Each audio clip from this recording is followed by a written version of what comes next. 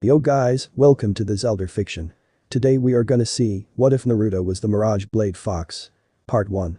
If you end up liking this video, please consider subscribe, so without further ado, let's get into the video.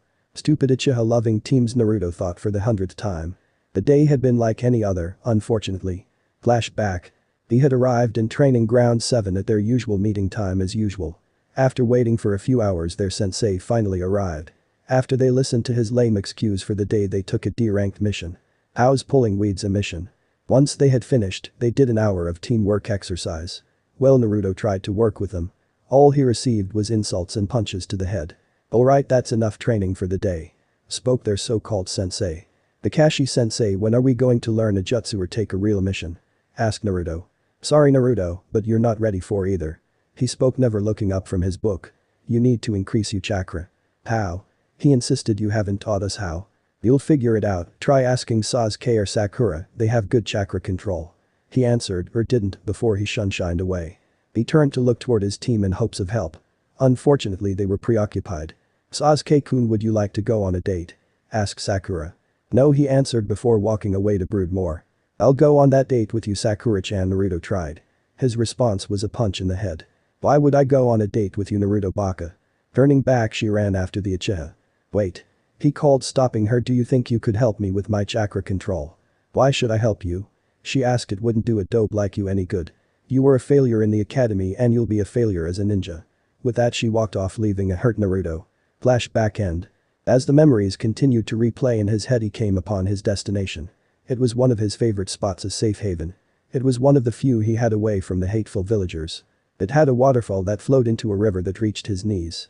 He would often fish here when he couldn't afford Ichiraku ramen. There was an empty field with a bit of wildlife. The field also held an array of plants and berries he liked ate. His favorite part was the large and deep cave behind the waterfall. The water came inside, making a little pool, the rest was a dry place to rest. He would often hide or camp here when he needed or wanted to. It was partly because of this place he hadn't starved. Why, he had shelter when his home was wrecked by villagers. A home from home. He even had a small family here. Hey, I'm here. He called. As soon as the words left his mouth he felt 4 light impacts to his chest. They didn't hurt, but it was enough to knock him over. As he tried to straighten himself out he felt as they curled around inside his jumpsuit. He quickly pulled them out and set them down. Not even a hello before you go looking for treats? He asked in mock hurt. When they lowered their heads in shame he smirked. Reaching into his pocket he pulled out a few pieces of dried fish. Once they laid eyes on it they dove for it. He sighed happily as he watched them eat. Foxes, it was ironic that they were his closest family. After the QB attack, foxes were illegal in Konoha. Most people would just kill them out of spite. That made it hard for them to survive since the villagers hated them. Not him, he happily did his best to help take care of them since they were alike. Hated for something they had no control over. The oldest female was the mother. Her name was Aki for her constant autumn coat. The oldest male was the father. His name was Jin for the patch of silver on his head. It was more pronounced thanks to his black fur. The youngest son took after the father. His fur was black with a silver collar. That's how he got the name Ariko. The older sister was an enigma. She didn't take after either parent. Her fur was a constant snow white. He decided to call her Midori thanks to her grass-green eyes. He then undressed as he laid himself into the stream. Bracing his feet into two rocks he closed his eyes and relaxed. This way he wouldn't float off but stayed relaxed. He felt the foxes lay down beside him. He loved the flow of the water on his body. The feel of nature to his senses. The peace of seclusion. It was here that he could let his mask drop. It's right over here, girls, came an unfamiliar female call that was heading toward him. That's just not fair, he growled. He quickly grabbed his clothes and started putting them on. Once Naruto was dressed he moved deeper into the cave with the foxes. It was one of the problems with being here. The place was practically boxed off. Once inside there was only exit. Unfortunately one way was occupied by the whoever they were. He didn't want to have a run-in with whoever they were. Something told him they were ninja. He was always good at telling who was a civilian or not. These were definitely not. He sat and waited. See, I told you, this entire place is great. And you're sure this place is away from perverted eyes? Positive, I'll even have the triplets scout the area while we're here. Relax, Nai-chan, if there are any perverts we'll give them the beating of a lifetime. That doesn't stop them, and I think some are enjoying it. Okay, there are 4 women, most likely Kunoichi. Then there are the triplets, maybe pets. He decided to move further into the cave. He really didn't want to be seen. Unfortunately our blonde ninja forgot his bride attire. Hey. Who's there? Show yourself. What's wrong, Anko? Stay calm, maybe they didn't see me. I saw a hideously orange color. I think someone's in there. Darn it. Come on out. Hana think the triplets can drag them out. No need, he called. He took a deep breath and allowed his mask to reform as he motioned for the foxes to hide. Then slowly and cautiously he made his way out. As he stepped out he saw who caught him. Who are you, Gaki? Asked the one closest. Naruto Uzumaki, future Hokage. Spoke on instinct. And you are? I'm the sexy and single Anko Mitarashi, the first, spoke Snake, Mistress of Konoha. I'm Yugao Yuzuki Kenjutsu, Mistress of Konoha, came the second. I'm Kurana Yuhi. The now named Anko seemed to urge her for more Genjutsu, Mistress of Konoha, she continued with a sigh. I'm Hana Inuzuka, started the last, the second Hound Princess of Konoha. Yugao was a woman with purple-violet hair that came to her waist and chocolate brown eyes. She seemed to be wearing reddish-purple lipstick. She was wearing standard Anbu clothing. Something about her seems familiar. Kurenai had long, black wavy, shoulder-length hair. She seemed to be wearing an outfit that looked to be made of bandages. Her hand and upper thighs were wrapped in the same material. Her eyes were what stood out the most to Naruto. They were an odd, but truly beautiful shade of red. She seems familiar as well. Anko had light brown, pupil-less eyes. Her hair was black with a tint of violet, styled in a short wild ponytail. She was wearing a tan trench coat and a mesh bodysuit under it. Over it was a dark orange miniskirt. Never seen her before. Hana had long brown in a ponytail with two locks hanging in front of her face. Her eyes were an average black. She had a light shade of pink-red lipstick and Inuzuka markings. She was wearing a beige medic uniform. Those markings mean that she's related to Kiba. Their headbands proved what he feared. They were all kunoichi. What are you doing here? Are you spying on us? Asked Yugao. He didn't answer. How about we play with him? Offered Anko. We won't go all out, just teach him a lesson for what he's done. Anko, he's just a genin. Stated Yugao. If he doesn't learn his lesson now he could grow to be worse than Jiraiya. Stated Kurenai. None of them could deny that. Besides, he'll just heal. The truth was she didn't care about that. She just wanted the boy to suffer for what he did. Tell your friends to come out as well. Ordered Hana. What friends? I'm here alone. He lied. My companions here say they smell others, stated Hana. Bring them put, or they'll be dragged out. Naruto stood defiantly. Just do it, Hana called. Anko the Gaki is too stubborn to listen. With just a gesture one of the triplets were making their way toward the cave entrance. Not wanting his friends hurt, Naruto stood in front of the approaching canine. He glared at the dog with such intensity that it actually started to whimper. After a few more seconds he ran back behind Hana and his siblings. Anko, seeing the distraction, decided to have a little fun. She threw kunai. Thanks to all of his years of living through the hate of Konoha, Naruto gained an extra sense. It was one that warned him of danger. It was warning him now. Ducking his head he avoided the kunai. As he stood right he felt slender but powerful arms wrap around his neck holding his head still. Struggle as he might he couldn't get free. Hold him tight, Anko, he heard one of the women shout. The triplets will drag whoever's in there out. Wait. He begged, he didn't want his only friends to be hurt because of him. Don't hurt them. Them? Asked Kurenai. Go got them, boys. Ordered Hana. As the triplets closed in on the entrance, Anko decided to have a little more fun. Whoever is in there is in for a world of pain. Leaning toward his ear, she whispered, right, Foxy-kun. At hearing the name his blood ran cold. They know about QB. That's why they're here. It was replaced by boiling rage. Using what little chakra control he had he directed it to his arms. With all the power he could muster, he pried Anko's arms open. He broke free. Spinning in a full 180 he kicked Anko in the stomach. The blow didn't harm her, but it was enough to stun her. To say the kunoichi and dogs were shocked would be an understatement. Anko was a jounin, a special jounin perhaps, but a jounin all the same. To see a mere genin force his way free was truly amazing. Putting his hands in a cross form he shouted his signature technique. Shadow Clone Jutsu. At the name 10 solid clones appeared. They took a protective stance in front of the cave. So the little Gaki wants to play, huh? Asked Anko. Well, let's play. Charging forward, Naruto threw two exploding tags toward the women. As they scattered to avoid the explosion, the clones charged. This is getting out of hand, spoke Yugao as she dodged another kunai. We have to restrain him. They nodded in agreement. Hey, run, Hana called. You're not the only with moves. Weaving her clan's hand sign she called. Man beast clone. At the name the brothers jumped to her side and went up in smoke. When they were visible it was revealed that they took her form. After weaving more signs they all dropped to all four. Ninja art, beast mimicry. All fours jutsu. They charged forward before jumping into the air. Multi-fang over fang. All four Hanas began to spin, taking a blurry, Drilla-like form. The attacks then began to rotate around each other as they charged forward. They tore through the clones. Naruto saw the direction of the attack, they were heading toward the caves.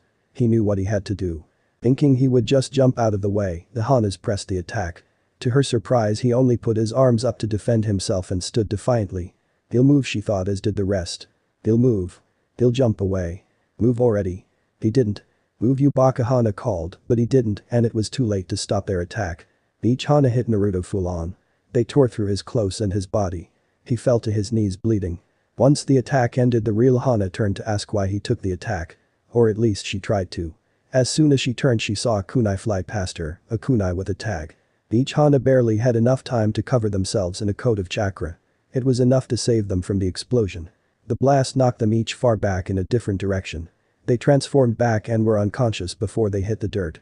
Naruto would have continued if it weren't for Anko. Striking shadow snakes. Multiple snakes ejected themselves from Anko's sleeve. Turning, he was able to see the attack, but not dodge. The snakes each coiled around his limb and various parts of his body. Each snake then latched onto Naruto with their fangs. He felt a burning sensation as the venom spread through his body. The poisons in these snakes aren't lethal, but they do cause great pain, stated Anko cheerfully. To her continued amazement, Naruto had more surprises. Using his very will and chakra, he moved his hands together. She herself added chakra to strengthen her technique, but it wasn't enough. Not when facing a host of a tailed beast. This Gaki has more chakra than even me. Shadow clone jutsu. Summoning 4 clones, he smirked. Kurenai gain jutsu, ordered Yugao now. Kurenai began weaving. They each drew a kunai and cut through the snakes, freeing the original. They gave a cry as they rushed forward. Anko drew another 2 kunai and took aim. Not know which was the real one, Anko threw them toward non-lethal spots. They both hit their mark. The first hit a clone, dispelling it. The second hit Naruto in his upper leg. It embedded itself deep, drawing blood. The pain was only intensified from the venom. Anko cried, Kurenai, you stopped my gain jutsu before it set in. Oops, sorry about that, Nai-chan apologized, the sheepish snake mistress. He continued forward, not even losing speed, with only a limp and slight flinch to show he was hurt. The remaining 2 of them proceeded to henge into demon windmill shurikens. Looking at his opponents, he took aim. Need to get rid of the biggest threat. With a spin to build up momentum, he threw it with all his might. It flew past the snake mistress and the Kenjutsu mistress. He was aiming for Kurenai. She had to admit, she was impressed. Naruto was holding his own, he even managed to take out Hana and the triplets. Turning her head, she let the giant weapon fly past her. She never noticed it graze her cheek. But it's not enough. The shadow windmill henge flew right past her, lodged itself into a tree. It dispelled itself a second after contact. Kurenai? Asked a hesitant Yugao, are you okay? In her confusion she felt a warm moisture drip down her cheek. Bring her hand out, she felt the spot and pulled her hand back. There was a light stinging sensation. She looked at her hand, blood. That henge? It was real. She stated in shock. A real illusion that should be completely impossible. Even the sum of the greatest Genjutsu users in the world can't make a real illusion. Naruto prepared the second shuriken. As he prepared to throw it, something clamped down and stopped his arm. Painfully. It caused him to drop and dispel his clone. Looking at what stopped him, he saw that one of the triplets had latched its fangs around his arm. He felt a second latch onto his one of legs. The final blow came from Hana herself. She tackled Naruto from behind, pinning him under her legs. She held a kunai to his throat, forcing him to be still. I've had enough of this, she snarled, we'll find out who you're hiding. As soon as the words left her mouth, the final brother stepped forward, out of the cave. What Naruto saw in the dog's mouth horrified him. It made his blood go cold in his very veins. It was the foxes. The dog was dragging their bodies out by their tails. No, he pleaded. This can't be happening, not them. No Aki, Jin, Hariko, Midori. When they didn't respond, his fear was taken, in its place he was given hatred. It was raw and uncontrolled hatred. It was so much that he even started to pull on chakra from the QB. This isn't good, the Kunoichi thought as one. They didn't know what to do as they watched the red chakra become visible. All they wanted to do was punish a pervert. Now things were truly out of hand. He knocked Hana and the 2 triplets off just by simply standing. There were burn marks on them as well from QB's corrosive chakra. He dashed toward the family of foxes. When the remaining triplet saw the approaching Naruto, it dropped the foxes and fled. As he knelt down to them, he calmed himself down. The QB's chakra began to disappear. He was angry, but he wasn't blind. He saw what had happened to Hana and her dogs. Come on guys, get up, he pleaded. He wanted his family to be okay. Come on, you guys are all I have. They didn't move, they all just laid there, unmoving and lifeless. He reached for them but pulled back when his blood fell on them. He didn't want to let QB's influence touch them. He turned his attentions back to his attackers. They flinched at the level of hate in his glare. He felt both his rage and QB's chakra return, with a vengeance. It was more potent. You could even see a fox head grin at them. Damn it, he's drawing on the fox and Hana is out, no choice. Everyone, we need to end this, no more holding back, spoke Kurenai. I need a distraction. Come on, Naruto shouted, I'll take you all on. Anko went first. Jumping high into one of the trees she yelled. Multiple striking shadow snakes. As the name said, multiple snakes flew toward him, much more than the first time. However, they weren't aimed for him. They were aimed for the foxes. He rushed back to their side to take the blow. As the snakes hit dead on, it seemed that the masses of them consumed Naruto and the foxes. With a mighty roar he sent out a shock wave of chakra. It tore through the massive snakes, leaving only shreds behind. He stood under their falling parts, not losing an ounce of hate. Not even uttering a command or forming signs, a clone popped into existence. As soon as it formed, it became another windmill shuriken. Giving a mighty heave, he threw it toward Kurenai. She made to dodge it but didn't count on its angle. To her surprise, it turned as she did, cleaving her in half. Kurenai! Cried Yugao in disbelief before schooling herself. Your Anbu, so control yourself. Yugao, cried Hana. They could use some help now. Running forward, the Kenjutsu mistress attempted performed her namesake. As she came in range, she raised the weapon high in the air. She intended to knock him unconscious with her sheath. As she came into striking distance, Naruto made his move. Stretched his arm out, he grabbed her arm. Adding pressure to her wrist, he forced her to lower her sword, but she didn't drop it. But it was enough. Grabbing the sheath, he yanked it free. Holding the blade's sheath, he took a stance. He then started hacking away at her, or would have. Thanks to years of practice, she was ready. She was able to dodge or block every single strike. His stance and form are great, she thought, for an amateur. He must have a great teacher. If only she knew. Unfortunately, it was because of that experience that she did what she did. Out of pure instinct, she dropped back and lashed at him. She cut him across the eye, causing a short grunt, probably ruining it permanently. But it didn't stop him. He was too angry to feel any pain. Not that he would have anyway. He stopped suddenly. Something was holding him in place. Looking at his restraints, he saw vines. He struggled against them, he even hit them with the sheath, but they just carried him off the ground.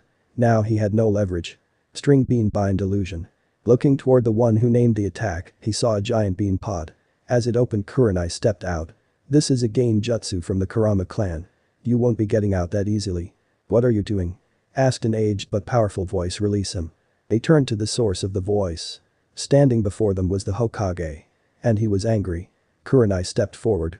Hokage-sama, she was cut off. That was an order, he stated. She did as she was told. As soon as he was free, he charged Kurenai. With a powerful jab, he struck her in the stomach with the sheath. He continued charging, painfully pushing Kurenai along the dirt. Humming to a sudden stop, he drew the sheath back. Kurenai dropped to her knees, gasping in pain. Raising the sheath, he brought it down across her face. She was out cold as she hit the ground. He prepared another strike when he felt the familiar sensation of fangs biting into him. We're done here, Gaki. Stated Anko. Dropping the sheath, he grabbed two of the snake. With a might heave, he pulled Anko free from the tree, but he didn't stop there. He kept pulling, and with a spin he aimed her. She crashed face first into the downed Hana. Turning, he looked toward Yugao. And then there was one. He stated coldly. That won't be necessary, Naruto-kun. Turning to the voice, he saw a rush of red and white. 5-pronged seal. He felt an intense pain in his stomach where he had been struck. As the chakra faded, so did his consciousness. After removing the seal from Naruto, they stood outside of the hospital room. Inside was Naruto resting after the ordeal. The doctors had checked him over, they say he'll be up in the morning. He doesn't need this. He had allowed his surrogate grandchild a secret. Hiruzen was always aware of Naruto's comfort spot. It had kept him sustained, so he saw no reason he couldn't have it. It was out of the way, so Naruto had all the peace he could want or need. Until now, it was a good thing he made regular checkups on him. Of all the irresponsible and stupid Hiranted, the four Kunoichi stared at their village leader. They felt an immeasurable amount of shame from their action. Do any of you have anything to say? He asked. They each flinched at his cold tone. They were used to their kind and soft-spoken leader's warm tone. Not this cold tone that could cut even steel. I have never felt this disappointed in you three, he stated, you two especially. He pointed to Anko and Yugao. What do you? Asked Hana, but was stopped by his glare. Yugao, you used to protect him as his personal Anbu guard when he was a child, the only one that would. He whispered the last part. Why? It was true. All of the other Anbu would sit back and let the civilian and ninja beat on Naruto. On many occasions they would often join in. She was the only one that would save him, both on and off duty. "I am sorry Hokage-sama," was all she could say. "You will turn in your mask, you are unsuspended," he stated. "You will return to regular duty as a jounin." "I understand," she stated. "Enko, you know his pain." It was all he said, causing her to reach for her neck. It was all he needed to say. Enko wasn't very well liked in the village thanks to her sensei. She was used by him, blamed for all of his crimes. She even had a burden that she never wanted. Now here was one of the few people that accepted her, now utterly ashamed of her. She couldn't feel lower. Hokage-sama, they would start but never finished. They were too ashamed. "Enko, I was going pushed to let become a full jounin, but for now you will remain a special jounin," he stated. "Hana, you will be put on leave from the vet and your mother informed. Kurenai, you and your genin team will be receiving the most humiliating D-ranked missions for half pay." "How long, Hokage-sama?" asked Hana. The Hokage here is in Sarutobi's side. He leaned back as disappointment replaced the anger. The years became visible on the powerful leader. "Until Naruto forgives all four of you," he answered, not a moment sooner. "Understood, Hokage-sama," they stated in unison. "Be in my office first thing in the morning." With nothing left to say, he left via Shunshin. They all walked home to wait for him to regain consciousness. They needed to find a good way to apologize. They planned and worked the remainder of the day away. The next day, Hiruzen made his way toward the hospital only to find Naruto asleep. He waited but not long. When he awoke, he only asked, "Am I in heaven or hell?" "Neither, you're alive," Hiruzen answered. "How do you feel?" "Okay. But come with me." He grabbed Naruto Sunshine to his office. When Naruto looked around, he found himself surrounded by his attackers. They expected him to shout out, attack, or even panic. He did none of these, he only looked at them. "Who ordered you to kill me?" he asked so offhandedly it scared them. "What?" asked Kurenai. "Don't play dumb, was it the shinobi or the civilian council?" he snapped. Neither, Enko answered. "Does it happen so often that he can be so casual? I would be out for blood. So you all just hate me as well?" he simply stated. "No," shouted Yugao, "none of us have anything against you at all. Right, girls?" They all agreed. "Then why?" he growled. "Why attack me? Why kill my only piece? Why kill them?" "The foxes?" asked Hana. "Yes," he answered blankly. "They aren't dead," she stated. "When I found them they were healed to near full health. I healed them the rest of the way," she added proudly. "Why?" he asked in shock. "How? We in Yazuka don't hurt canine if we can avoid it." What she had her companions did to the foxes have shamed her so much. Her mother was so angry that she took the triplets from her until the Hokage's punishment was over. She even made Hana go back to help the foxes. That's how she knew they were alive. "She is telling the truth," Naruto stated, their leader. "It seems that when your blood fell onto them and has some healing properties, we will have to do some tests later. Please hear them out." "Thank you," he stated. "They are very important to me." When Hana took a discreet look at the Hokage, she asked with her eyes, "Did I do good?" The glare he gave was all the answer of a hell no. "We don't hate you, Naruto, not for your problem," stated Kurenai, hoping to avoid mentioning the QB. "That's why we're here to apologize for what we did. Her ball has brought me a lot of hate. I'm used to it," he stated. "I do want to know why though." "We thought you were a pervert," stated Anko. "We have a history of being violent with perverts." "It's true," thought Hiruzen. "Some of those poor souls never made it home, however the ones that did never peeked again. Except Jiraiya, not even Tsunade could stop him." "That's a relief and I agree wholeheartedly with your actions," stated Naruto cheerfully, shocking the Kunoichi. "Hey old man, can I go now?" The Kunoichi were shocked at the complete emotion change. Even more so that he had forgiven them. "Are you saying you forgive us?" asked Yugao. "Yep. Just like that, he forgave us just like that. He's so different from what the reports say," thought Kurenai before realization hit. He's wearing a mask. She looked toward her friend Anko. "Just like Anko. Wait, I have something for you." Reaching into this desk drawer, he pulled out a few sheets of paper. "This is the deed to 3 acres of land, so you are now the sole owner of that area." He held up a second sheet. "This is a copy just in case. Can you guess the center of those 3 acres? The happiness in Naruto was indescribable. He was being given the land that had been like a home to him and more, so much more. There was only one way he could properly thank his leader. "Thank you, Hokage-sama," spoke Naruto through a deep bow. To say that Sarutobi was shocked was an understatement. Naruto, as in Naruto Uzumaki, had been respectful. He quickly recompassed himself before sadly asking, "This isn't going to happen often, is it?" "No way, old man," shouted Naruto, "just on special occasions. It was good to dream," mused the leader, "but I'll get him to give me proper respect one of these days." The aged leader swore. "Well, I'll see you later." Opening a window, the blonde boy jumped out. His shouts of happiness could still be heard from inside. The leader turned back toward the Kunoichi. "Well?" he asked. "Get out there and apologize," he ordered. But she was stopped by his glare. "Not good enough." His tone ran them right out of the window behind Naruto. "I meant through the door," he whispered to himself. Reaching into his desk he pulled out his crystal ball. He would make sure that they properly did as he ordered. If it happens to get me out of doing paperwork, then it's that much better. Naruto couldn't be happier, even the glares from the villagers couldn't bring him down. He finally had something that was his and couldn't be taken by the villagers. He saw his teammates come into view, even their sensei was there. I must be late. He decided to hide the deed to his sanctuary, better safe than sorry. He thought as he placed it in his pouch. Hello Kakashi-sensei, Sakura-chan, team. He greeted. Baka, you're late, she screeched as she punched Naruto in the head, and don't talk about Sasuke-kun like that. That is starting to get annoying. He thought. Why are you late, dope, asked the Uchiha. Because of you I couldn't get a mission. You also missed team practice, spoke their sensei, never looking from his book. It's not good for a shinobi to be late, Naruto. Now that is the pot calling the kettle black. Answer me, dope, ordered the Uchiha. If you must know, team. Baka punch. I was in the hospital. Well, since you missed the mission and training, the day is over. Probably tripped and fell on your own kunai. He spoke before walking off, missing Naruto's smirk.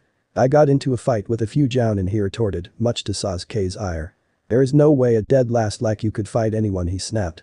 Yeah, Naruto, Baka screeched the howler monkey, only Sasuke-kun can fight a jounin, so stop lying. Actually, a calm voice and tone, he worked us over pretty good. Even if we were holding ourselves back. Was the Uchiha's reply. Why are you four here, asked Kakashi, putting his book away. He'd read in front of one or even two of them, but not all four. We want the boy. Stated Kurenai with a bit of an edge after seeing the book. More training, spoke the Uchiha, stepping forward. Perfect. Not you, we want Naruto-kun. Stated Hana. Why are they calling him kun? Why would you want that, Baka?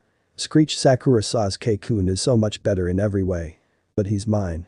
Shut her up before I go deaf, begged Hana. Her enhanced hearing were driving her crazy. Let's go, Naruto-kun, called Yugao. I demand to know what you want with that dope instead of me, an Uchiha, an elite.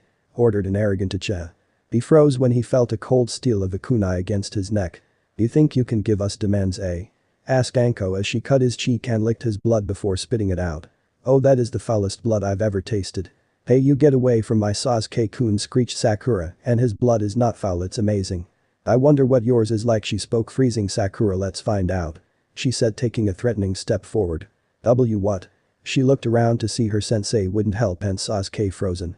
Only the Baka smirking inwardly, she put on her most pitiful face. You wouldn't let them hurt me, would you, Naruto-kun? He only stared at her. Save me already, you Baka. Tell these hussies to get lost. Please leave Sasuke and Sakura alone, Kakashi finally spoke. I need my best students in full health. He said, ignoring Naruto's feelings. Inside a mock depressed Anko, but I'll get her blood. She vowed to herself. Yugao grabbed onto Naruto and the four kunoichi shunshined away. They arrived inside an empty training area. Whoa, what was that, can you teach me? He asked. The kunoichi stared at him, even through his mask they could see he wanted to learn. A kid will always be a kid. Drop the mask, Aki, ordered Anko. Anko, that's Yugao started. I'll drop mine if you drop yours. He stated, gaining a shocked glare from Anko. Not many could see through hers but her friends and those with a similar mask. Naruto-kun, we as in Anko, Yugao, Hana and I feel awful about yesterday. Kurenai motioned to each, so we want to make it up to you, each of us. If it's out of pity then save it, he stated coldly. I don't need pity from anyone. It's not Gaki, stated Anko, we don't do anything out of pity. That earned her a smile, a real smile. Or shall we? Hana was cut off by a deep rumble sound. It seemed to echo from Naruto and cause him to shake. Was that your stomach? Anko asked in disbelief. Naruto had actually blushed from it. Well, I haven't eaten since yesterday. He answered sheepishly. How about buying me some food? He missed Anko's smirk. Here is a perfect chance for me to pay him off. I'll be a full jounin in no time. Well, Gaki, if you're hungry, let me introduce you to the greatest food ever made. She said with stars in her eyes. But I already know about ramen. Ramen, I'm talking about dango. Her mouth watered. The food of the gods. Ramen is the broth of truth and the noodles of hope. You poor misguided soul, she said with a shake of his head. Reaching into her trench coat she pulled out a hissing snake. Allow me to convert you with pain. The three remained kunoichi watched in amusement as they went back and forth. They were a bit upset at the fact that Anko took the first chance of forgiveness. But the show mostly made up for it. They decided to stop things before they escalated to another brawl. Anko put the snake away. Naruto, no clones. Ordered Yugao. How about we eat the ramen, offered Kurenai, receiving a betrayed glare from Anko. We eat dango so often, we need a change. She then gained a mischievous smile. You did say you were paying. The Ichiraku. Shouted Naruto, dragging the four kunoichi. 18 bowls of ramen later. Anko was crying over her wallet. He's still going. She mentally shouted. Where is he putting it all? It also didn't help that she was paying for her friends as well. Yep, another bowl Ni-chan. He froze when he saw the look in her eyes. The crazy snake lady is paying. Let me guess, you offered to pay for the whole meal, didn't you? Asked Am, the ramen cook's daughter. Yes, she answered, ignoring the snake lady name. Naru-chan, you aren't going to break this nice lady's wallet, are you? He froze at the accusation. Crap, I've been found out. As the sweat poured down, he remained silent. And no, nothing like that at all. That's good to hear. Tucci spoke in his usual cheerful tone. It's good to see him with some friends and such beautiful ones. At the D-eyed Naruto, I'd hate to ban him for being ungentlemanly. It's okay, Gaki here earned it, grinned Anko, leaning her impressive bust onto his head. Surely Naruto-kun brings team at list, asked Hana, noticing him tense. Naruto-kun, huh? When did my number one customer become a player? Tucci asked, ignoring the question. It's not like that, they're just treating me as an apology for a misunderstanding, he answered. What happened? He asked, interested. We accused him without any evidence and were punished for it. Yugao answered, causing the four Kunoichi to away ashamed. How would you ladies like to know a secret about Naru-chan's whiskers? Am asked in a mischievous way. This gained the interest of all the Kunoichi. No, Ni-chan, he begged. Just give them a rub. Spoke Tucci before walking into the back, ignoring Naruto's call of traitor. Wait, if you don't do it, I'll pay for my own meal. He pleaded. Not happening, Gaki, Hana hauled him down. Anko ordered sadistically. Wait, Anko, I think you should take him up on that. Reasoned Hana, just look at how much he ate. As she looked at the piles of ramen bowls, her wallet started to feel very small. He had somehow eaten another 19 bowls. When did you? How did you? She looked him in the eyes. Why? You shouldn't turn your back on me, he chided. Remember, I'm the prankster from hell for a reason. Fine then, she growled, pay for your own meal. Look like I'll be a special jounin for a little longer. After an extra 2 bowls, Naruto paid for himself and the Kunoichi. Kurenai's turn. Since you are a genin, we've decided to take you shopping for proper clothes. A real shinobi would never be caught dead in that monstrosity. They heard him mumble something under his voice. Could you please speak up, we can't hear you. Yuga requested. It's all the villagers let me buy. He repeated, they either sell me out of date or ruin stuff for over double the price, usually both. Anko lowered her head in understanding. She went through the same thing when her sensei left the village. No one wanted to do business for the snake whore. His mask jumped back on. It's not all bad, I actually like orange. I know a place that will sell to you, it's where I persuaded Anko to go.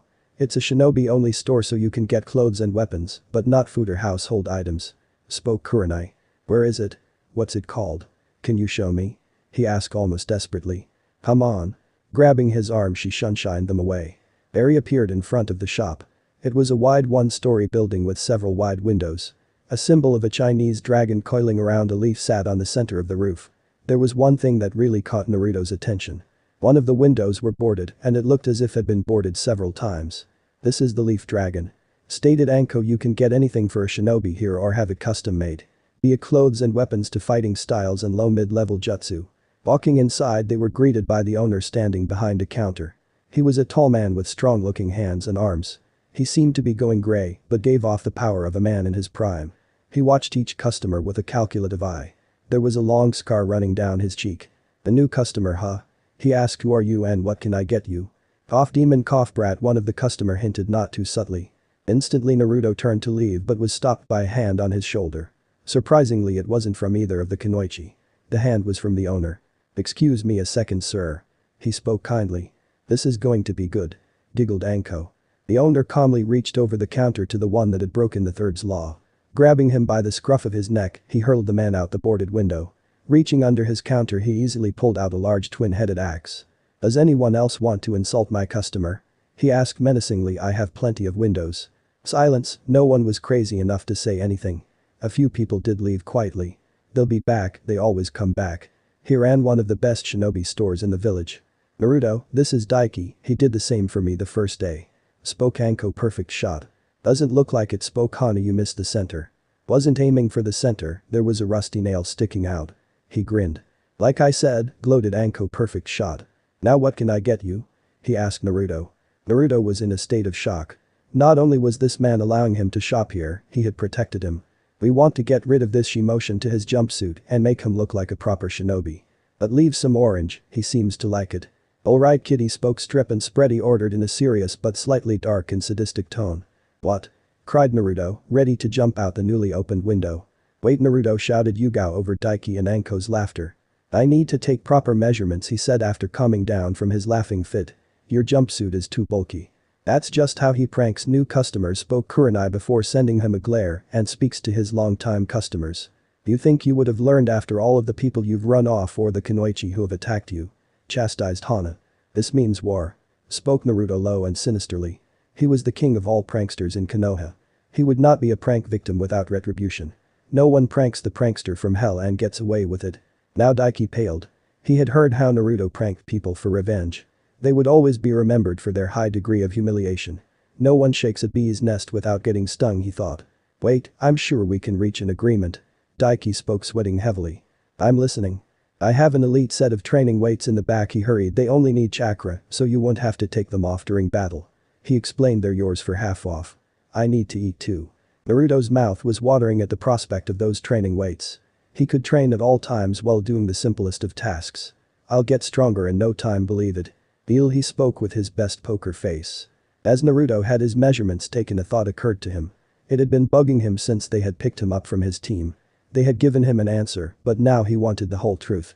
Once the measurements were finished, Daiki went to the back. He chose that moment to ask.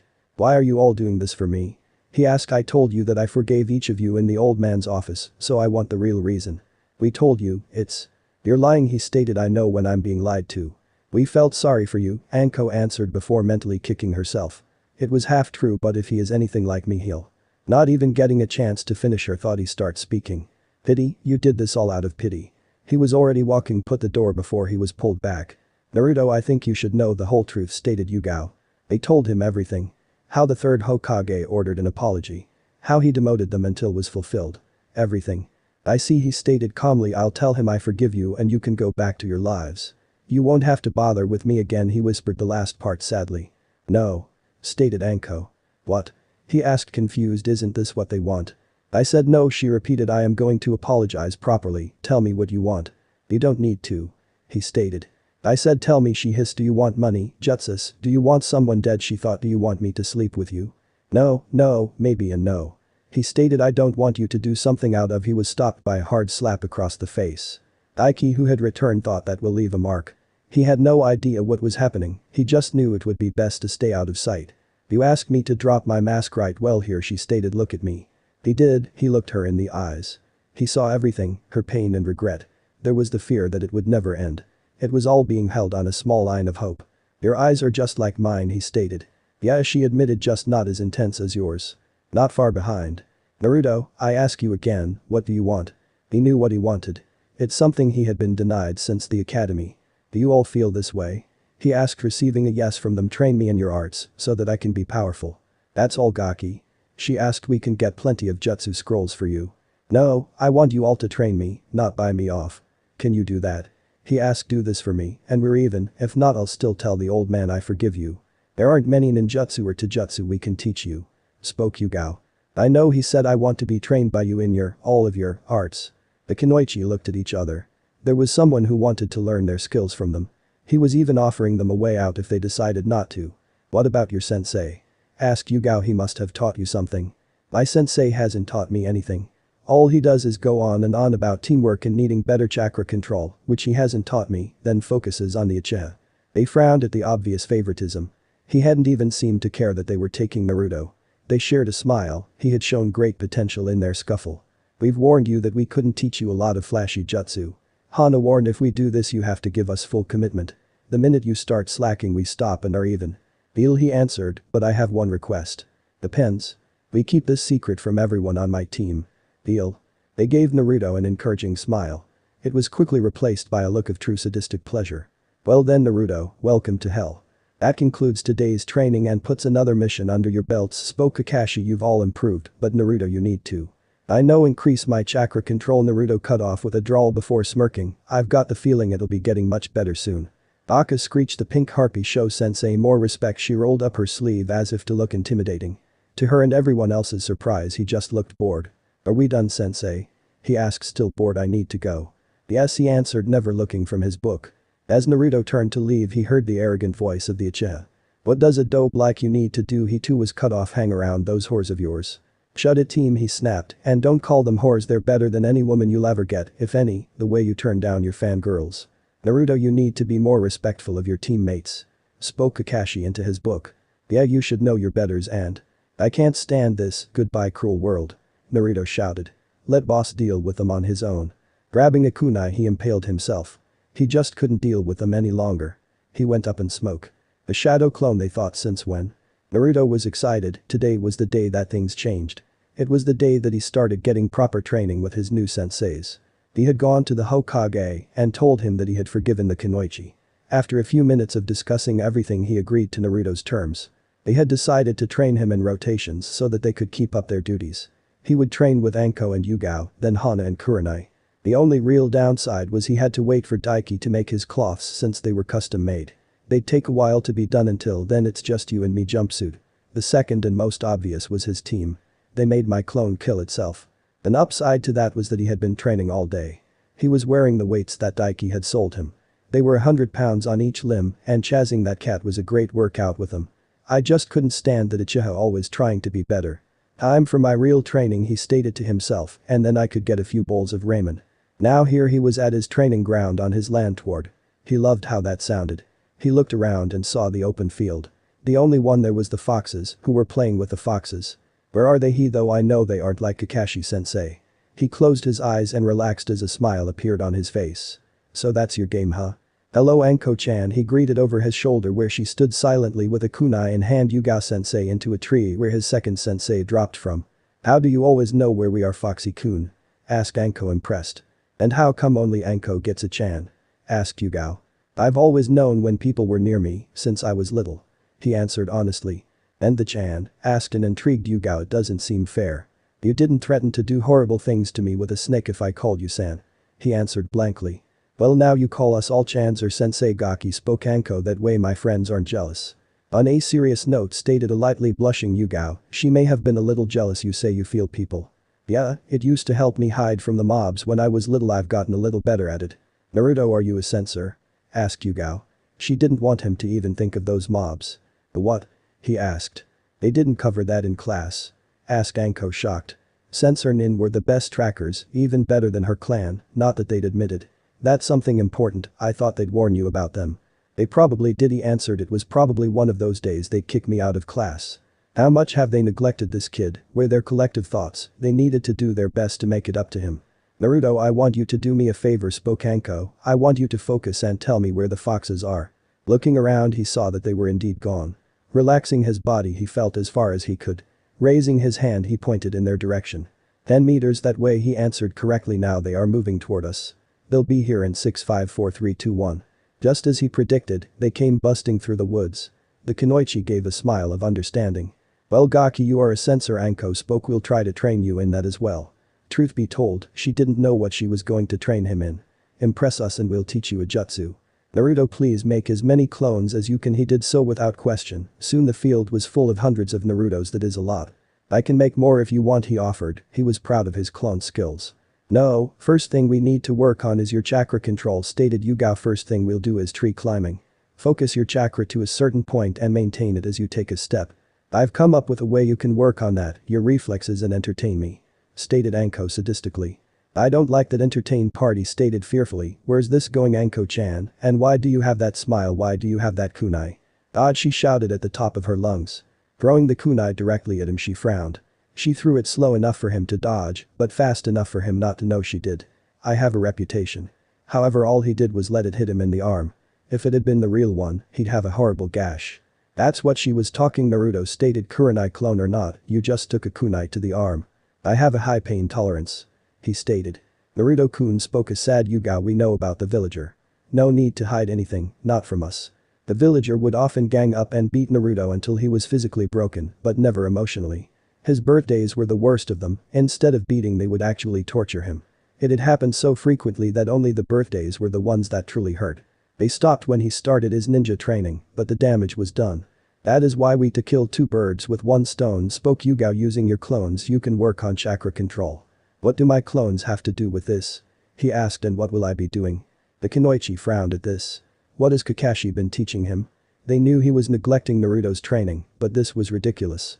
Your clone's knowledge will pass on to you, explained Yugao. You can train faster in anything but not strength, speed or reflex. It was how most Anbu trained. That was with 2, 3 or 4 clones. Naruto had much more. If a clone is destroyed you won't be able to get stronger. Now. Dodge. This time the clones dodged good, now I can begin having fun. Dodge. She is enjoying this a bit too much for my taste, he thought. They decided to train in another part of the field. It was difficult for Naruto to focus with Anko trying to kill him. Especially since she liked to aim for what made him a man. Every single time. It was a sad day to be a clone. They will do that while we work on a few beginner Kenjutsu katas. Spoke Yugao. Naruto, focus. I'm going to teach you the first katas to this style, she ordered. Pick up that katana and hold it like so. She held a ready stance but saw he was strained. Are you okay? She wanted him to get used to the type of weapon he'd be using and the dangers of self-harm from it. Unfortunately for Naruto, she wouldn't let him have a real one until he needed. Can I take off these weights? He asked. The strain is getting to me. He has been wearing them all day, she contemplated. No, she said after a minute of thinking. It's best you keep them on to build more speed and force in your blows. She reasoned. She had been expecting him to protest or even groan. She was proud to see him only set himself for practice. What determination. Okay sensei, he answered. You can drop the weight a bit if it gets to be too much, she offered. If you master these series I'll teach you a Kenjutsu technique. With the promise of a jutsu he was given new energy. She trained Naruto in a series of katas. He even made a few clone to watch himself to see his errors. There was a lot, but Yugao proudly stated that most came from his exhaustion mixed with weights. As the sun began to set, Naruto ended his chakra control and Kenjutsu practice. Even though he hadn't mastered the series of katas he made progress. He did however master the tree walking. You did good, just need to dispel the clones. Anko spoke. Hey clones. She called. As they turned to the source of the voice they blushed. They were greeted with the sight of Anko's bare chest. It took them a full 3 seconds to register it as they flew back in a massive nosebleed before dispelling. Unfortunately the strain of hundreds of clones dispelling at once was too much. It caused him to pass out on the spot. He did however have a goofy smile and trail of blood flowing down his nose. Anko, that was too much, scolded Yugao. Are you trying to turn him into a pervert? Hey, with that much stamina I wouldn't mind. She answered truthfully, gaining a blush from her fellow Kunoichi. Well, let's get him home, stated Yugao. He'll love the surprise he'll find when he wakes up. Well, maybe my gift, Anko. When Naruto awoke he found he was in his apartment. He had an extra hour until team meeting began, then an extra 2 before Kakashi arrived. Deciding to get out of bed he found slight difficulty. I must have trained harder than I thought. As he grabbed for the ramen in his cabinet he felt something off. Where is all of my ramen? He found a note and 2 scrolls. Dear Gaki. Stop eating ramen. It's why you're so short. Here's some dango sealed in the first scroll, just add chakra. You had better eat and love it. Also don't even try that ramen stand. I paid them off not to sell to you for the week. PS you earned the second. PPS I doubled your weights. PPPS dodge. As soon as he read that last line he tossed the scroll. No sooner than he did a kunai flew out of it. It lodged itself into his wall. Sealing a kunai. I think she's trying to kill me. Wait. She doubled my weights. Reaching inside of the second scroll he unraveled it. It was a jutsu and a small book. Sensor Nin and its mechanics. We found you a book on sensors at Daiki's shop. Shunshin. High-speed movement allows ninja to move short distance at near instantaneous speed. Enjoy. Forgetting all about his hunger he headed toward his training ground. He wanted to impress his real senseis. Aka, why are you late? Cried a harpy. And what's with that smile? He wouldn't let them ruin his day. He would do his best to get through the day as fast as possible. I'm not late, Sakura, I beat Kakashi sensei, he answered. Both were in shock. Not only had he said something logical, he hadn't called her Sakura-chan like normally would. Deciding not to get involved with them he chose to sit away from them. I have an hour until he arrives, it's a good time to work on being a censor. After 20 minutes of reading he closed his eyes and allowed himself to relax. He skipped through straight to the how-to. As he focused everything seemed to become more vivid than with his eyes open. He could feel every from his teammates to the insect crawling near him. He tried to extend it, the further away he went the less vivid it became. It seems my range isn't far, but it's focused. After messing around with his abilities he decided to read more and eat some of the dango Anko packed for him. She'd make me suffer if it went to waste. As the smell of fresh dango spread across the field he felt his hunger kick in. At the first bite he thought not ramen but a close second. He sat back in peace enjoying the book and food. Hey Baka, give me one of those, howled a certain pink-haired monkey. And just like that my piece is gone. No, he answered, he wasn't giving up anything given to him by one of his senseis. Not to any of them. What? She asked. She had just been denied something by Naruto. It was hard to believe. He's supposed to worship me. Yo, sorry I'm late, I got lost on the road. What are we learning today, sensei? Asked Naruto. He wasn't going to listen to another excuse. I can't teach you much until you increase your chakra control. Turning to his other student Sasuke, I have a new technique for you. Sakura. I want to watch Sasuke-kun train. She stated. If you don't train Sakura you'll be weak, stated Naruto. Who asked you? She screeched. I'll have Sasuke to save me and then we'll get married and. He just tuned her out. Can I be dismissed? He asked. Not even waiting for an answer he walked off. He doubted any of them hurt him. He wanted to get some real training done. Hello Hana-sensei, he said from his book. You can stop hiding, Kurenai-sensei. I knew you were there the minute you came into the field. Anko and Yugao warned us about that, stated Kurenai coming into view from her Genjutsu. They never said it was so creepy, continued Hana as she walked into the field. If you want I can stop it. He offered. No need, Kurenai stated. Now tell me, what Genjutsu you know? Anj, he answered. And? That's it. He finished. Sensei, can a person use Genjutsu without hand seal? Yes, but you still need a medium, like your eyes are sound, and better control, and yours is. Kurenai looked for the kindest way to phrase it. Could you teach me? He asked. To spare her, at least she cares enough to spare my feelings. I can only do a few myself, but maybe later. They then began the lesson. As it turned out, Hana had decided to teach Naruto's clones how to make storage seals. Kurenai did her best to teach Naruto some Genjutsu. Naruto was in a bad mood. It had been 2 weeks, and he couldn't learn his sensei's simplest Genjutsu. His Kenjutsu was going well. He didn't blame her, far from it. Kurenai had spent hours trying to teach him and find the reason why he was having trouble. She had even given him low-level scrolls to practice. He blamed himself and the reason he couldn't learn. The fox. Since one needed balanced chakra to do Genjutsu, he couldn't learn. His and the fox's chakra were always fighting. The only reason he could do Henge was because control wasn't needed. His thoughts were focused on that so long he never noticed himself falling asleep. Mindscape. So, my jailer finally decides to show up. Stated a deep gruff voice. What do you want? I want answers, he shouted, shocking the giant fox. Why are you ruining my control? There was no fear in his question. There was plenty of anger in it, but no fear. That only enraged the fox. Rearing back, the fox let out a roar. It was enough to shake a village and knock people over. Naruto just stood and glared. Come closer, the fox ordered. Seeing no reason to fear the fox, he did so without hesitation. That enraged the fox as well. With the speed of a demon, the fox stabbed the giant claws at Naruto. They never made it to him thanks to the bars stopping them, just inches from his face. Naruto hadn't so much as flinched at them. Damn you, boy. Came another roar. Fear me. I am the very stuff nightmares are made of. Why should I? The blonde asked. Just give me control of myself. And why should I? Enraged Cole, you've always preached about hard work, so go with that. Why must you ruin everything in my life? His screamed. Well, no, this fox, he spat. I don't fear you, and I want control so I can continue my training. Ah yes, your training, he commented in a tone Naruto didn't like. How very fox-like of you. What do you mean by that? Naruto asked. He was hating where this was going. Now, Genjutsu is fox domain, he stated. A sword for claws, and you're already a trickster. Those are so I can get stronger, he stated, and they're happy to train me. How would you like even more help?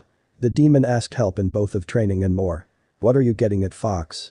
Naruto wasn't as dumb as he let on. He wouldn't be tricked so easily. Just a deal between a host and his burden, QB commented. It could be beneficial for the both of us. I'm listening, he stated. The deal is simple. I give you the means to take your skills to a whole new level, the fox offered for a price. How would you do that? His answer was simple.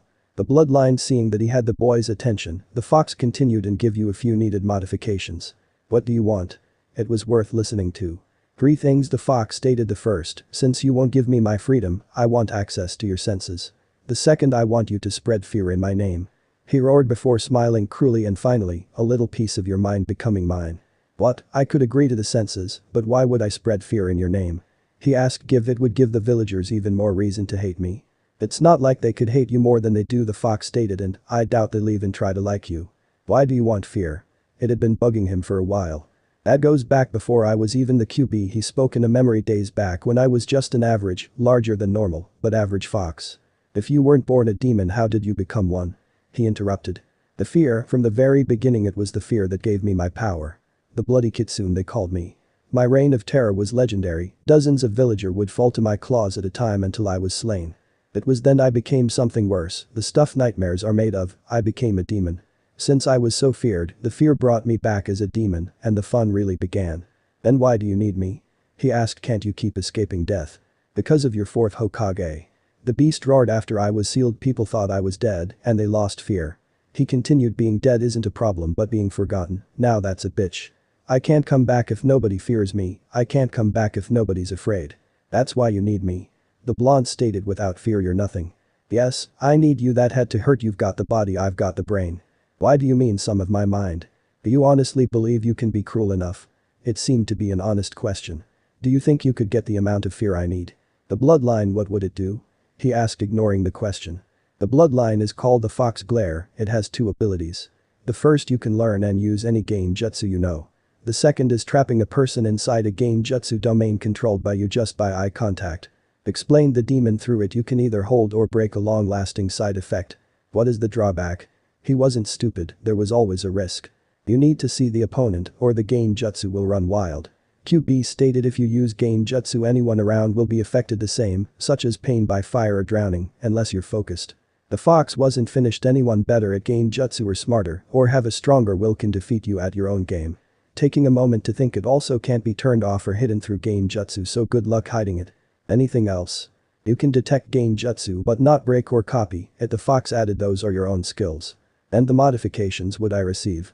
Enhanced everything with slight fox features, you blood will be a great cure for all ailments. Taking another minute to think, I will also train you in a few techniques so your body sensing skill will be taken to new levels.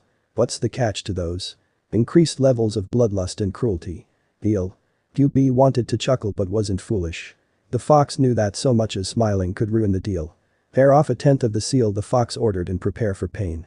Doing so, Naruto experienced something he hadn't felt since his childhood. Pain. He felt pain coursing through every part of him. It seemed to be focused behind his eyes and in the center of his head. The fox's constant laughing wasn't helping. The damn fox, he got out before the darkness claimed him. Real world. Jumping up, Naruto was sure he wasn't getting back to bed. Damn fox, well, I have an hour until team meeting. Getting out of bed, Naruto noticed that he felt as light as a feather. Guess I'll be increasing my weights again. He also noticed that he was at least a foot higher off the ground than usual. The changes. Walking toward his mirror, he eyed his reflection. His one sun-kissed blonde hair now carried traces of red highlights. His teeth were now razor-sharp, fang-like. His blue eyes were the same, but his pupil were now had slits. He couldn't help but give himself a few once-overs. I'll need some new Daiki told me he would be finished today. He tried dressing in his now too small clothes. When that didn't work, he decided to change into his regular self. Since mine is real, they'll never notice. Reassured, he dressed and left. Leaf Dragon. Hey, Naruto greeted Daiki, the usually I wasn't expecting you until much later in the day. What are you doing here? Asked Naruto, don't you have any employees to cover the night shift? Nope, I do everything and using soldier pills I can keep going. He explained. Daiki, how many of those pills have you had? He asked. So I assume you're here for those clothes? He asked, ignoring the question. Yes, Naruto answered worriedly. Smiling sheepishly, Daiki grabbed one of his clothes. They were the standard black Anbu pants, a new pair of black steel-toed combat boots. A crimson-red trench coat similar to Anko's with black flames licking the bottom and end of sleeves. In the center of the coat was a kanji. The kanji said Kitsune, which stood for fox. The cloths even came with great features. Add chakra and they'll grow to any size, dry themselves and even keep the wearer warm. Great for extra chakra control. Daiki only blinked and the cloths were on the blonde. Naruto liked the clothes so much he brought several sets. Usually this would be out of his price range, but Daiki worked him a deal. If he purchased all of his ninja items from the Leaf Dragon, then everything was half off. Naruto, why do you have a henjon? Daiki asked, losing all humor. Deciding the gig was up, he dropped the disguise. The cloths instantly grew with him just as they were created. Well? The semi-blonde asked nervously, how do I look? Can't have the only useful shop hate me. Daiki stared at the now red highlighted blonde in front of him. His gaze was even and calculative. It made Naruto a bit uneasy as he stood there. You need something for the eyes, he spoke, to cover up their extra features. Have anything that can completely cut off my sight? He asked, relieved. I'm training in being a censor. Sure. Pulling a crimson cloth from somewhere, he handed it to Naruto. It's from the same material as your suit, created it just for you. Written on it was a kanji meaning mirage. As he tied the on cloth, he decided to explore until his sensei arrived. Maybe I'll go to an empty training ground. He continued around until he entered into a training ground. The area was littered with weapons and the posts were horribly beaten. He felt a powerful chakra signature and two weaker ones. "It is most unyouthful to spy on my team," came a voice from behind. Naruto acted on pure instinct. Turning, he threw a kick toward the source of the voice. It never connected because his leg was caught. The grip on his leg was like iron. That too is most unyouthful. The source of the voice was a kid wearing green spandex with orange leg warmers. He had an awful bowl cut and good lord. Are those his eyebrows? They look like caterpillars. "How did you get behind me?" Naruto asked with "How come I couldn't sense your chakra?" He felt out for it. "I still can't feel it." He was even tempted to take the cloth off his eyes to see if he was there. "Even if it were civilian level I should feel it." "Lee, what is going on?" asked an older looking version of the now dubbed Lee. "Have you brought another to the ways of youth?" "Not yet, Guy Sensei," he yelled, "but if I cannot convert as many as you to the ways of youth then I shall do 500 laps around the village backwards on my hands." "Lee, my student," the older version yelled, "your flames of youth glow brighter every day." "I sense." "Lee. I sense." "Lee. I sensei." Naruto didn't know what he was seeing. He didn't want to know. The two lookalikes were starting to hug, with his legs still in the middle. As they did, a horrible sunset began to form behind them. "Why can't I dispel that thing?" He didn't know how, but he had to get free. He saw only one option. Drawing a kunai, he prepared to saw through his own leg. "Lee, Guy Sensei," came a feminine cry. "You're about to make another person sever their limbs for freedom." They finally released his leg. Turning to his savior, he began to thank her. He never got the chance as he was stopped by a cold, arrogant voice. "Who are you?" he asked. "Naruto Uzumaki, and you?" "I am Niji Hyuga." He gives off the same vibes as the Uchiha. "This is my teammate Tenten." "Thank you, Tenten, for saving me," he spoke, "but they seem to be finishing so I need to run." "Wait," she called, "this is a private area. What were you doing here?" "I just wanted a spot to train," he answered. "Did someone say train?" He noticed a 2x motioning for him to say no. "Yes." "Then let us train," the lookalike shouted as one. "I shall make you into a youthful shinobi and continue in my conquest for world youth." "What have I gotten myself into?" the blonde asked himself. "Youth, my friend," spoke Lee quietly. "Youth." Training for Naruto was hell. He wasn't able to keep up with Lee's speed, but he matched him in stamina. The others were very surprised to see it happen, especially when they found he wore weights. Tenten was able to help Naruto train with his Kenjutsu. She kept an array of weapons so he was always kept on guard. He bonded pretty well with all but the Hyuga. Naruto couldn't stand his arrogance. Putting on a henge and his blindfold, he headed toward his team meeting. They were already in progress, most likely never noticing his absence. When he made himself known, well, he wished he hadn't. "Naruto Baka, where have you been?" howled a pink monkey. "You're late." Naruto just ignored her. He was too tired. Practice with Guy was tough. What possessed me to schedule more with him? "Naruto, where have you been?" asked Kakashi, "and why do you have a blindfold around your eyes?" "It's for training." The blonde answered, not a complete lie. "What kind of training?" asked the Uchiha. "If it's useful I should be the one learning it, not you." Deciding he wasn't going to deal with them, he turned to his teacher. "I can believe he reads that stuff in front of us, we're minors." "What are we learning today?" the blonde asked. His answer was predictable. "Since you missed another mission, we decided to do some teamwork." "Hey, where are you going?" "The train." the blonde stated, "but before that I feel the need for my oldest friend. Ramen, and lots of it." "Ichiraku ramen." "Hey old man," Tuchi Naruto called Am-chan, "Naruto needs his ramen." 15 bowls later and he felt better. There was one thing that was making it difficult to enjoy the food to its fullest. Actually, it was 3 things, 3 people. "Konohamaru rocks aren't square," he stated, moving toward his next bowl of ramen. "So you saw through our disguise." The rock spoke. "I expect nothing less from my rival." At the end of the sentence, the rock went up in smoke. There was a lot of coughing and complaining from the one inside. "Yuden," Konohamaru shouted, "you used too much powder." "Hey, you wanted a big entrance." Yuden encountered. "Naruto-kun, who are these kids?" asked Am. Seeing an opportunity for their entrance, they began posing. "I'm Konohamaru, future Hokage. I'm Yuden, I like math. I'm Mogi, the cutest girl in my class." And together, taking another pose, they spoke as one. "We are the Konohamaru Corps." They waited for some type of response and they got it. It was clapping from Am. Naruto had already turned back to his ramen. "That's so cute, isn't it, Naruto?" she asked. "Not after seeing it every time I see them," he stated. "Boss, can you teach us something please?" asked Konohamaru. "Please." "Sorry, but I have my own training," he stated. "I see, Mogi, bring out the big guns," Konohamaru ordered. On command, Mogi was in front of Naruto, giving him the puppy eyes. He tried to resist, but they pulled him to look. They commanded him to obey. "I'm wearing a blindfold. How am I affected?" "Fine, I'm sure those puppy eyes are some kind of jutsu. I guess I'll teach them what I learned." "What will we learn?" they asked as one. "A jutsu, a secret skill, how to dodge," he stated. "What?" Yuden asked. Drawing a kunai he leaked out killer intent. He let a bloodthirsty aura fill the area. It was a small amount, but to fresh academy students it was jounin level. Dodge, the chase had begun. After running the kids back to class, much to their annoyance he headed for his land. I think I'll surprise them with a page from Konohamaru, a flashy entrance. As he arrived he decided to use his new abilities. Dropping the jutsu he let his real appearance out. The Kunoichi sat in patience, minus Anko, as they waited for Naruto to appear. They had all appeared today for various reasons we won't go into. It didn't usually take this long since he was punctual. Out of nowhere a reddish blonde-headed guy appeared in the forest. He stood there as the Kunoichi took guard. This is a private area. Stated Hana. I know he stated. Please leave. Ordered Kurenai. No. The Kunoichi were now ready to fight. They each took a position around the intruder waiting for him to act. What do you want? Asked Anko. To meet some of the most powerful and beautiful Kunoichi of Konoha he answered from there it's anyone's bet. Who would they be? Asked Yugao, both upset at the compliment. Don't tell me he's a pervert. I'm looking at them. He spoke. Anko took the first opportunity to act. Drawing a kunai she cut his cheek allowing a bit of blood to flow. Compliments will get you everywhere. She stated taking a lick at his blood. Wait a sec, Gaki. I shouldn't be surprised you've memorized my blood Naruto stated after the amount you've drained from me. What's with the new look? They asked and were you flirting? I'd like to answer all questions stated Naruto say over dinner. Naruto are you asking us on a date? Asked Kurenai as in all four of us. Maybe. Realization fell into place. He was Naruto Uzumaki, pariah of the village. Why would they even consider dating him?